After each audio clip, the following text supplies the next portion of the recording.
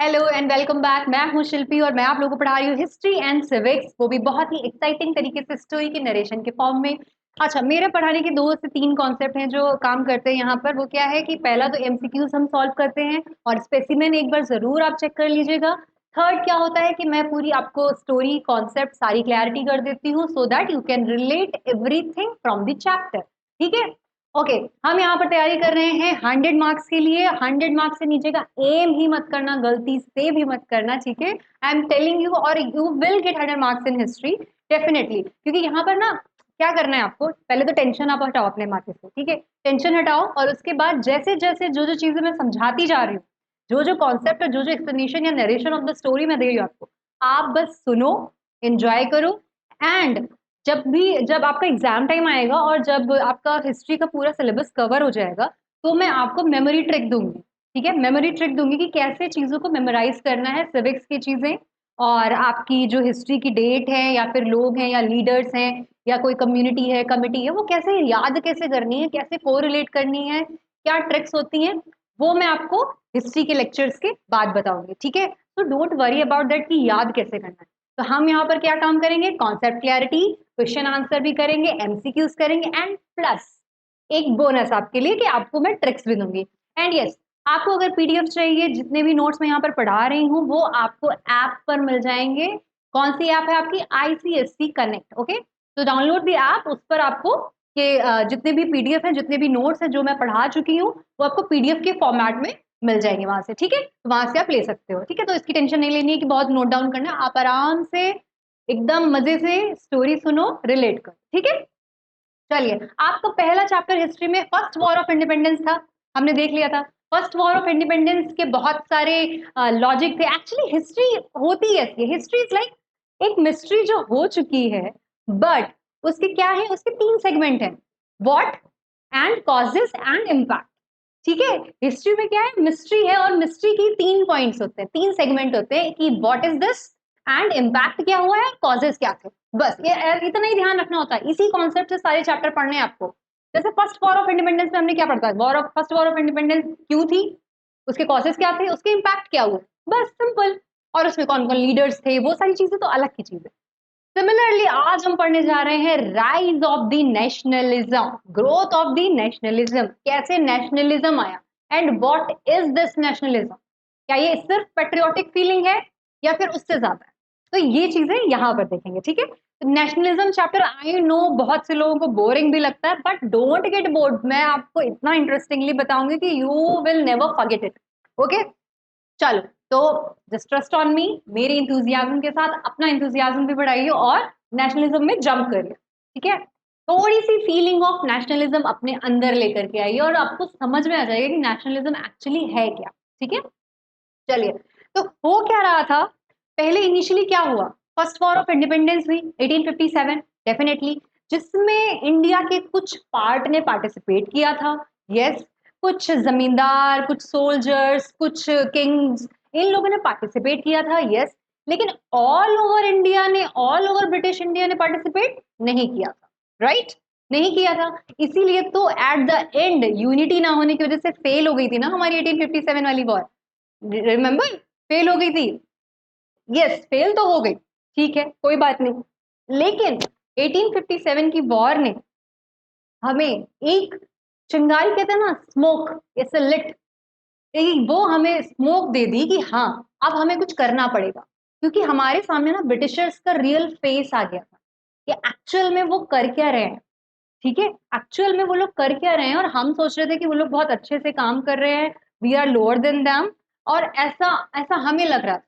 लेकिन उसके बाद एक क्लैरिटी ऑफ माइंड आई, बहुत सारे कॉजेज हुए, बहुत सारी और भी सोसाइटीज और कम्युनिटीज फॉर्म हुई जिन्होंने नेशनलिज्म, नेशनल मूवमेंट को आगे बढ़ाया, ग्रोथ हुई नेशनल मूवमेंट की। ठीक है, और उसके बाद जाकर के कहीं आईएनसी फॉर्म होती है, जो फाइनली हमें 1947 में इंडिपेंडेंस दिलाने में पूरी तरह से हेल्पफुल होती है। तो ऐसे करके नेशनल मूवमेंट आगे बढ़ेगा। ठीक है, हिस्ट्री में पहले तो क्रोनोलॉजिकली चीजें पढ़िएगा, जैसे मैंने फर्स्ट चैप्टर पढ़ाया, सेकेंड चैप्टर पढ़ाया, थर्ड चैप्टर पढ़ाया, उसी सीक्वेंस में आप पढ़ते जाइएगा। अगर आपने कभी भी नहीं पढ़ा है तो, अगर आप अगर पढ़ते हो देन डोंट वरी, अगर आपने कभी भी नहीं पढ़ा है तो प्लीज सीक्वेंस में पढ़िएगा, क्योंकि प्रीवियसली चैप्टर से चीजें रिलेट होती हुई जाएंगी। और आईएनसी में तो इंपॉर्टेंट है, जो इंडियन नेशनल मूवमेंट होगा उसमें बहुत इंपॉर्टेंट है क्रोनोलॉजी। तो उसके लिए बस इतना सा एफर्ट करिएगा, इतना सा क्या करना है आपको, चीजें पूरी की पूरी एक सीक्वेंस में बस देखनी है, इतना करिएगा। बाकी मेरी जिम्मेदारी है कि आपके दिमाग में बिठाना मेरी जिम्मेदारी है, ठीक है। ओके, तो नेशनलिज्म क्या था, मैंने बताया कि भाई थोड़ी बहुत चिंगारी तो लग गई 1857 वाली वॉर से, ठीक है। फिर क्या हुआ कि फिर बहुत सारे ऐसे इंसिडेंट्स हुए, कई सारे इंसिडेंट हुए, तो वो क्या थे जिनकी वजह से नेशनलिज्म आया। तो पहले हम ये देख लेते हैं कि एक्चुअल में नेशनलिज्म है क्या चीज, कौन सी चिड़िया है ये नेशनलिज्म। तो नेशनलिज्म होता है आपका, nationalism refers to the feeling of oneness and common consciousness that emerges when people living in a common territory share the same historical background, political, cultural background, and have the same cultural value and consider themselves as one nation. That means feeling of unity. Yes, actually, आपकी जो ये oneness वाली feeling होती है ना, that is my nation, my India, our India. ये जो are वाली फीलिंग है ना, माई नहीं, आर वाली जो फीलिंग है ना कि yes this is our country, तो वो वाली जब फीलिंग आप में आ जाए, और आपकी जो कल्चरल वैल्यूज हैं, आपका जो हिस्टोरिकल बैकग्राउंड है, जो भी चीजें वो एक ही जगह से डिफाइन हो रहे हैं, आपका रूट लेवल एक है, आपका रूट एक है, तो आप एक वननेस को डिफाइन करते हो, दैट इज कॉल्ड नेशनलिज्म। जहां पर आपको एक फीलिंग आती है यूनिटी की, वननेस की टुवर्ड्स योर कंट्री, कि आप फिर अपनी कंट्री के लिए कुछ भी करने के लिए just you are ready to go. आप मुझे कोई टास्क दीजिए, I do it for my country, I serve for my country. तो ये नेशनलिज्म होता है। इसी फीलिंग से हुआ क्या था, 1857 वॉर में तो यूनिटी नहीं हुई थी, तो फेलियर हो गया था काफी सारा। तो उससे थोड़ा सा हमें सीखने को मिला कि भाई यूनिटी इज इंपॉर्टेंट। सेकेंड, हमें ये पता चला कि ब्रिटिशर्स तो बड़े चालाक हैं, वो सिर्फ अपना इंटरेस्ट देखते हैं और कुछ नहीं। थर्ड, मैंने आपको लास्ट वीडियो में बताया था 1857 में economic exploitation drain of wealth वाली थ्योरी, वहां पर मैंने चैप्टर एंड किया था और मैंने आपको बताया था कि इसी से निकल के आगे और भी चीजें हैं। तो ये चीजें भी आ गई थी, बहुत सारी चीजें जब इकट्ठी हो जाती हैं, पाइल अप हो जाती हैं, और आपकी वेस्टर्न एजुकेशन चौथी जो थी, वेस्टर्न एजुकेशन वो भी बढ़ रही थी। जब एजुकेशन सिस्टम भी बढ़ रहा था तो कई सारी सोसाइटीज आगे बढ़ने लगी, कई सारे लोग आगे बढ़ने लगे। तो इन सब ने क्या किया कि एक नेशनलिज्म की डेफिनेशन को डिफाइन किया और नेशनल मूवमेंट को स्टार्ट किया। फाइनली 19th सेंचुरी के हाफ तो हम लड़ते रहे वो गोला बारूद लेके, और हाफ में हम क्या कर रहे हैं, नेशनल मूवमेंट चला रहे हैं, लॉ रूल ऑर्डर इन सबको फॉलो करते हुए प्रॉपरली एक नेशनल मूवमेंट चलाते हैं नेशनलिज्म की फीलिंग के साथ। तो नेशनलिज्म आपको समझ आया कि क्या होता है, ठीक है। It's a kind of feeling of oneness and patriotic feeling, ठीक है, जिसकी वजह से आप अपनी कंट्री को सर्व करते हो, ठीक है। देन आपकी क्या क्या कॉजेज हैं नेशनलिज्म के, सी आपको मैं ये जो पूरा पूरा चैप्टर है वो बहुत सारा लिखा हुआ है, वो सिमिलरली ठीक है, लेकिन मैं आपको वो पॉइंट्स यहाँ पे बता रही हूँ जो आपको समझने हैं, जो आपको कीवर्ड्स याद रखने हैं, जो आपको क्वेश्चन पेपर में लिखना है, ठीक है। तो ये मत सोचना कि इतना सारा है, इतना सारा है, नहीं इतना सारा कुछ नहीं है, बहुत कम है। तो नेक्स्ट इज आपके क्या फैक्टर हैं जो ग्रोथ ऑफ नेशनलिज्म में कॉन्ट्रीब्यूट करते हैं। सी सॉरी, जो नेशनलिज्म है, नेशनलिज्म तो आपको समझ आ गया कि क्या है, लेकिन जो ग्रोथ है नेशनलिज्म की वो कैसे हो रही है, क्या उसके क्या कॉजेज है। As I told you, history में क्या है, तीन चीजें हैं, एक डेफिनेशन है, एक कॉजेज है आपका, और एक आपका इम्पैक्ट काम करेगा। तो ठीक है, कॉजेज में क्या है, इकोनॉमिक एक्सप्लॉइटेशन। लास्ट वीडियो जो 1857 का मैंने आपको पढ़ाया था उसमें आपको मैंने ड्रेन ऑफ वेल्थ की थ्योरी दी थी, रिमेंबर। और मैंने आपको बताया था इसी से राइज ऑफ नेशनलिज्म स्टार्ट होगा। तब मैंने बोला भी था आपको कि एक बार इस पे ध्यान दीजिएगा क्योंकि नेक्स्ट चैप्टर यहीं से कोरिलेट होगा। तो एक्सप्लॉइटेशन की फीलिंग कैसे काम कर रही थी, होता क्या था कि रॉ मटेरियल हमारे इंडिया में होता था, as I told you, raw material India से ब्रिटिश को चला गया, और क्या करते थे ये लोग की ड्यूटीज जो थी, जो एक्सपोर्ट की ड्यूटी होती थी वो भी लगा देते थे। यानी कि हमारा जो रॉ मटेरियल है वो सस्ते में खरीदा जा रहा है और उस पर ड्यूटी भी लगा रहे हो, तो हमें ही पे करना पड़ता था एक्सपोर्ट ड्यूटी। और फिर वहां से आप क्या करते थे, मशीनरी में सामान पूरा बना के क्या करते थे, वापस ले आते थे, ठीक है, और वापस लाके मार्केट में आप उसको सेल करते थे। लेकिन वो जो सेल करते थे वो कॉस्टली नहीं होता था, वो चीपर होता था। और जो हैंडमेड चीजें जो इंडिया में बना रही थी, इंडियंस बना रहे थे, जो हैंडमेड चीजें थी जो मशीनरी से नहीं बनी हुई थी, वो कॉस्टली होती थी। तो कॉस्टली जब होती थी तो सब लोग क्या करते थे, ब्रिटिशर्स वाला सामान खरीदने लगते थे जो कि चीपर होता था कि भाई वही खरीद लो ना, सस्ता पड़ रहा है। तो मार्केट भी डिस्ट्रॉय होने लग गई, इकोनॉमिक एक्सप्लॉइटेशन होने लग गया कि पैसा तो सिर्फ ब्रिटिश में ही जा रहा है, इंडिया को कोई प्रॉफिट जनरेट नहीं हो रहा था। तो that is what, economic exploitation. ठीक है। अदर देन दैट क्या हो रहा था, द पीजेंट्स, कई सारी सोसाइटीज थी जिनके बीच में ना इश्यूज इकट्ठे हो गए, कई सारी कम्युनिटीज बन गई जिन जो मतलब एकदम ऐसे रेडी हो गए कि बस अब हमें नेशनल मूवमेंट करना पड़ेगा। तो उसमें से एक थी द पीजेंट सोसाइटी। पीजेंट्स वाली सोसाइटी मैं इसलिए कह रही हूँ, एक कम्युनिटी हो जाती है ना पीजेंट्स की, जो बेचारे सर्वाइव कर रहे थे किसी तरह से। सी क्योंकि ये पीजेंट्स हैं, इनसे क्या करा जा रहा है कि अपनी पॉलिसीज लगाई जा रही है, कोई जमींदारी पॉलिसी, कोई रेवेन्यू पॉलिसी, ऐसी पॉलिसीज लगा रहे हैं कि ओवर टैक्स ले रहे हैं। आप चाहे फेमाइन में हो, आपका फूड ग्रेन कुछ भी आया है नहीं आया है, we don't give a damn. हमको चाहिए है टैक्स रेवेन्यू, हमने जो बोल दिया है पैसा लेने के लिए, हमको वो चाहिए है, दैट्स इट। उसके अलावा हमें कुछ नहीं सुनना है, अदरवाइज आपकी जो लैंड है वो हम एक्वायर कर लेंगे। तो इस तरीके से फोर्सफुली चीजें की गई। तो पीजेंट्स वाले भी परेशान हो गए और उनके अंदर एक नेशनलिज्म की फीलिंग आई कि हमें ब्रिटिशर्स को बाहर निकालना होगा। ठीक है, हमें ब्रिटिशर्स को बाहर निकालना होगा क्योंकि दिस इज आवर कंट्री और हम अपने कंट्री को खुद से देखेंगे, खुद अपनी चीजें चलाएंगे। ठीक है, तो ये एक सोसाइटी ये हो गई। दूसरी क्या थी, artisans and craftsmen. As I told you, handmade वाला जो सामान चल रहा था, हैंडमेड वाली जो मार्केट चली थी, वो डिस्ट्रॉय हो गई। क्यों? क्योंकि चीपर जो सामान है ब्रिटिशर्स का, मशीनरी मेड, वो आ गया था। तो हैंडमेड वाला तो डिस्ट्रॉय होने लगे क्योंकि लोग महंगी चीजें क्यों खरीदेंगे।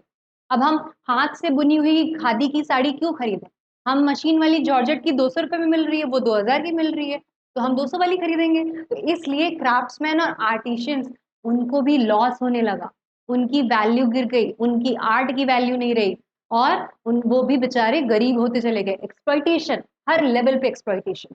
ठीक है, तो ये भी एक्सप्लॉइट हो रहे थे। इसलिए जो इकोनॉमिक पॉलिसीज थी इनके अगेंस्ट थी, तो इनको भी क्या हुआ कि हम भी नेशनलिज्म का अब पार्ट बनेंगे, क्योंकि हमारे नेशन को हमारी जरूरत है और हमें अपने नेशन के लिए आगे आना पड़ेगा, इंडिपेंडेंट होना पड़ेगा। तो that is the feeling of nationalism. ठीक है, और क्या था, और कौन सी क्लासेस थी, कौन सी सोसाइटीज थी, द वर्किंग क्लास। ये एक नई क्लास आई। होता क्या है कि इंडस्ट्रियलाइजेशन बढ़ जाता है, मिड 19th सेंचुरी के बाद इंडस्ट्रियलाइजेशन बढ़ गया। इंडस्ट्रियलाइजेशन बढ़ गया तो कंपनीज बढ़ गई, फैक्ट्रीज बढ़ गई। अब फैक्ट्रीज और कंपनीज अगर बढ़ गई हैं, इंडस्ट्री बढ़ गई है, तो लेबर वर्क भी बढ़ जाएगा। बंदा वहां काम तो करेगा ना, कोई काम करने वाले लोग चाहिए। तो भाई वो वाली सोसाइटी भी एक बढ़ जाएगी, मीन्स वर्किंग क्लास भी आ जाएगा। वर्किंग क्लास तो आ गया। किसी भी फैक्ट्री में आपने काम करते हुए लेबर लोगों को देखा है कभी, कितना मतलब कैसे कैसे काम कराते, अभी तो इट्स वेरी नाइस, मतलब बहुत अच्छे से चीजें होती हैं। उस टाइम पे इतना गंदा एक्सप्लॉइटेशन होता था, इतनी गंदी पॉलिसीज होती थी कि आपको ना तो ठीक से सैलरी मिलती थी, ना कोई आपको बोनस मिलता था, ना ही आपको छुट्टियां मिलती थी, और आपको काम भी एक्सट्रीम लेवल पे किया जाता था। वो ह्यूमंस को मशीन की तरह ट्रीट करने लगे थे, रोबोट की तरह। तो वहां भी एक्सप्लॉइटेशन शुरू हो गया। किसके बीच? वर्किंग क्लास के बीच। वर्किंग क्लास जस्ट जनरेट ही हुई थी इंडस्ट्रियलाइजेशन से, कि वहां भी एक्सप्लॉइटेशन होने लग गया। तो उनमें भी फीलिंग आ गई, कौन सी? वननेस की, नेशनलिज्म की। ठीक है, तो ये सोसाइटी भी हमारे साथ अब कंट्रीब्यूट करेगी। अभी तो कौन कौन कर चुका है? पीजेंट्स कर चुके हैं, क्राफ्ट्समैन और आर्टिशियंस भी कर चुके हैं, और हमारी जो नई ग्रुप आई है वर्किंग वाली, वो भी आ गए हैं। ठीक है, ये लोग भी साथ में रहेंगे। Other than that, educated Indians, ये बहुत इंपॉर्टेंट। अभी तक क्या था, 1857 की जो वॉर तक लोग थे उसमें एजुकेटेड लोगों ने पार्टिसिपेट ही नहीं किया था। जो रिच लेवल के लोग थे उन्होंने पार्टिसिपेट ही नहीं किया था, क्योंकि उनको ऐसा था कि आपके अपने इश्यूज हैं, आप अपना देखो, हम नहीं आ रहे, हम एजुकेटेड पीपल है, we just don't want to get involve in this. तो उनका ऐसा कॉन्सेप्ट था। बट अब क्या हुआ, एजुकेटेड इंडियंस के साथ में एक्सप्लॉइटेशन हुआ। कैसे? होता क्या था, देखो, the only employment available to the educated Indians was government services, in which competition was high and chances of promotion were bleak. होता क्या था कि आपकी जो गवर्नमेंट वाली जो पोस्ट होती थी वो बहुत लिमिटेड होती थी।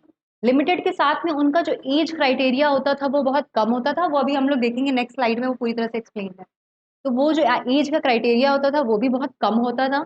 इसकी वजह से क्या होता था कि जो हमारे एजुकेटेड लोग थे उनको एम्प्लॉयमेंट ही नहीं मिलता था। उनको बड़ी पोस्ट नहीं मिलती, उनको प्रमोशन नहीं मिलता, उनका सिलेक्शन ही नहीं होता, तो पढ़ के भी कोई फायदा ही नहीं मिल रहा है। डिग्री लेकर के देर जस्ट लाइक बेरोजगार अनएम्प्लॉयड बैठे हुए हैं।